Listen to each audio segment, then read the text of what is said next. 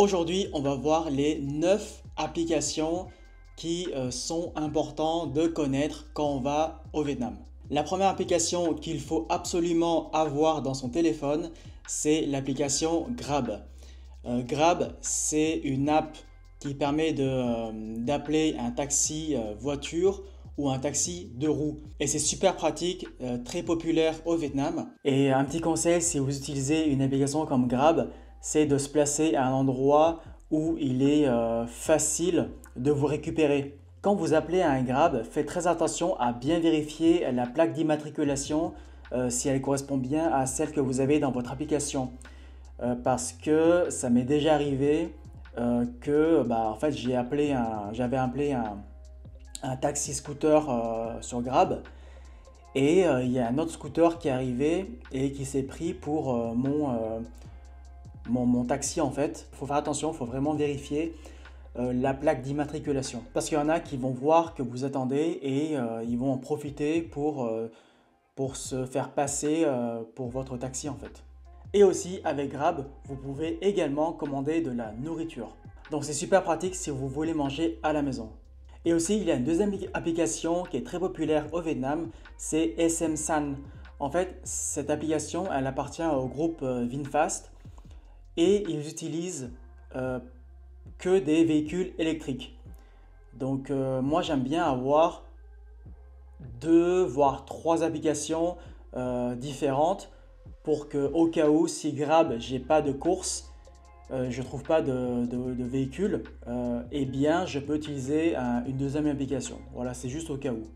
Et je vais aussi vous présenter une troisième application qui est Bee. Bee, c'est comme Grab, donc vous pouvez appeler des taxis, scooters ou voitures. Et Bee propose souvent des tarifs qui sont plus intéressants. Et puis bien sûr, il y a une autre application que vous connaissez certainement, c'est Google Maps. Donc je pense que je n'ai pas besoin de vous présenter cette application. C'est vraiment une application qui est super pratique pour se déplacer n'importe où dans le monde.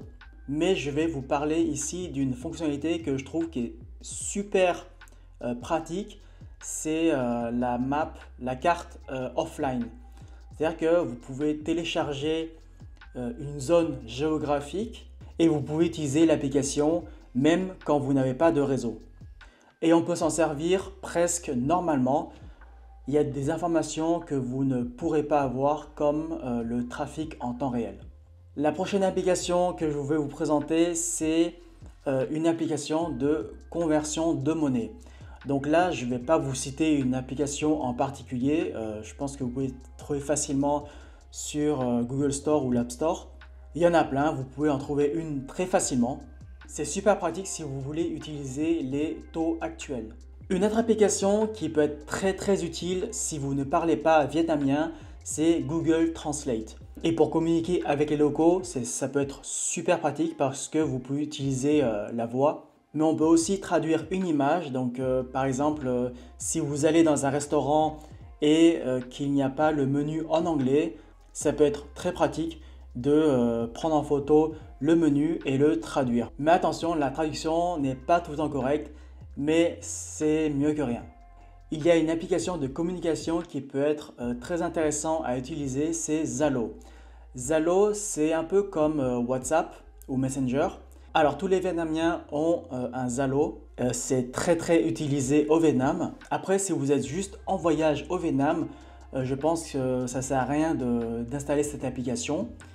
Mais si vous êtes là pour du long terme ou si vous vivez au Vietnam, je pense qu'il est indispensable d'avoir cette application sur son téléphone.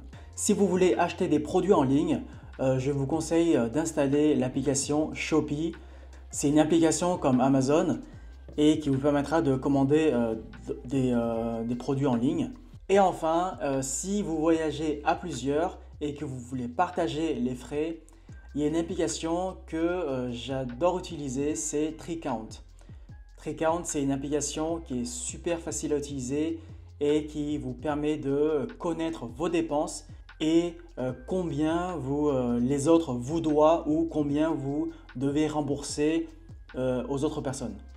Et ça m'est déjà arrivé de ne pas voir certaines applications. Par exemple, pour le Google Play Store, donc c'est là où vous téléchargez vos applications côté Android. Donc il faut simplement ouvrir cette application et aller dans les paramètres généraux et préférences du compte de l'appareil et puis pays et profil. Et c'est là où vous allez changer le pays pour avoir accès à certaines applications. Et des fois, cette mise à jour peut prendre jusqu'à 48 heures. Donc, il faudra patienter un tout petit peu si vous ne voyez pas l'application tout de suite. Et pour l'App Store, donc si vous êtes sur iPhone, il faudra bien ouvrir l'application App Store. Et ensuite, en haut à droite, vous cliquez sur votre profil. Vous cliquez en haut, donc là où il y a votre nom et votre adresse mail. Ensuite, ça ouvre une autre fenêtre et il faut aller. Donc, vous verrez en fait pays et région. Donc, il faut changer à cet endroit-là. Donc voilà, c'était tout pour cette vidéo. Je voulais dans cette vidéo vous présenter les applications que j'utilise quand je suis au Vietnam. Et je me suis dit, ça pourrait vous servir, donc c'est pour ça que je vous partage cette vidéo. Si c'est le cas, n'hésitez pas à liker la vidéo, à la partager pour ceux qui vont bientôt partir au Vietnam. Et sur ce, je vous retrouve dans la prochaine vidéo. Restez focus.